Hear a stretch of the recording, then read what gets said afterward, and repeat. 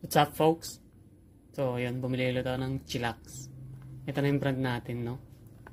Hindi tayong bumibiling iba. Mas mura kasi ito eh, tsaka mas matagal gamitin. So, bubuksan ko na siya. Ito pala na yung kanyo, flavor niya. Nakalimutan ko na kung anong flavor na ito. Basta may ice eh. Icy calamansi. Ewan ko. Nakalimutan ko yung flavor na ito.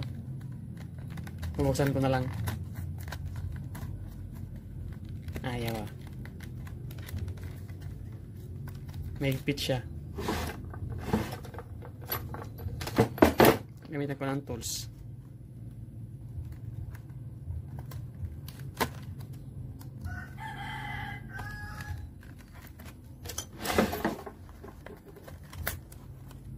Ayan, buksan na. Virgin siya. Hirap buksan. Ayan, so ito na siya.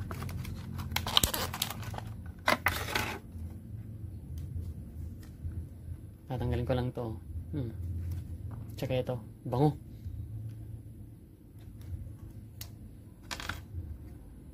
Pati ito, tanggalin ko na rin yan. Kailangan naman talagang tanggalin yan, di ba? So, ready na pa. So, ready na siya sa pagpapuff. So, subukan ko na siya.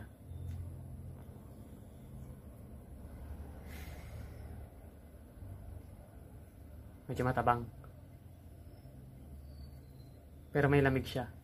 Icy nga, di ba?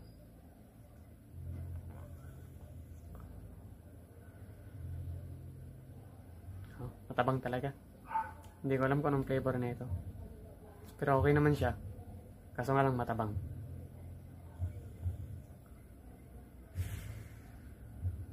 So, yun lang. Salamat.